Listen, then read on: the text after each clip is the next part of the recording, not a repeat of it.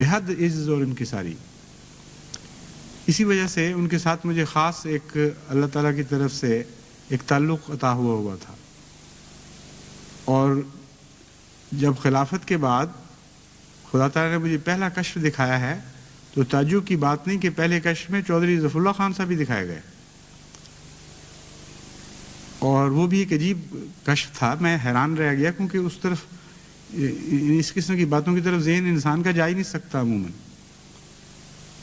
سب سے ایک دن یا 2 دن خلافت کو گزرے تھے تو کسی نے پوچھا مجھ سے کہ آپ کو خلیفہ بننے کے بعد کوئی الہام کوئی کشف وغیرہ ہوا؟ میں نے کہا مجھے ابھی تک تو کچھ نہیں ہوا، بس میں گزر رہا ہوں جس طرح بھی خدا تعالیٰ فرما رہا ہے، سلوک ٹھیک ہے.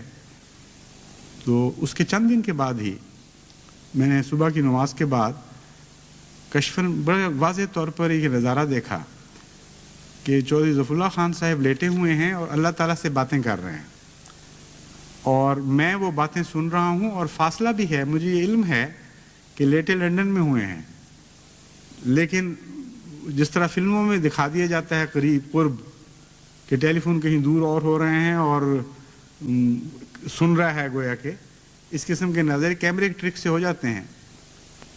تو کشفاً یہ دیکھ رہا تھا کہ چوہدری صاحب اپنے بستر پہ لیٹے ہوئے اللہ تعالیٰ سے باتیں کر رہے ہیں کچھ، اور میں سن بھی رہا ہوں، اور اس پر ایک ذہنی تبصرہ بھی ہو رہا ہے ساتھ، لیکن گویا میری آواز وہاں نہیں پہنچ رہی. تو چوہدری صاحب یہ کہہ رہے، اللہ تعالیٰ نے چوہدری صاحب سے یہ پوچھا کہ آپ کا کتنا کام باقی رہ گیا ہے؟ تو چوہدری صاحب نے عرض کیا کہ کام تو 4 سال کا ہے، لیکن اگر آپ 1 سال بھی عطا فرما دیں تو کافی ہے. یہ سن کر مجھے بہت سخت دھکا سا لگا، اور میں یہ کہنا چاہتا تھا چوہدری صاحب کو کہ آپ 4 سال مانگیں خدا تعالیٰ سے، یہ کیا کہہ رہے ہیں کہ 1 سال بھی عطا ہو جائے تو کافی ہے؟ مانگ رہے ہیں خدا سے اور کام 4 سال کا بیان کر رہے ہیں، اور پھر کہتے ہیں کہ 1 سال ہی کافی ہے. تو مجھے اس میں بے چینی پیدا ہوئی.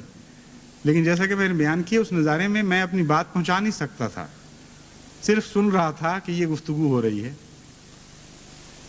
وہ میں نے پھر دوسرے دن ہی چودھری حمید اللہ صاحب اور ان کی بیگم کو لکھ کے بھیج دیا، اور مجھے اس سے تشویش پیدا ہوئی کہ ہو سکتا ہے خدا تعالیٰ لمبی زندگی نسبتاً دے دے، لیکن کام کا صرف 1 سال ہی ملے.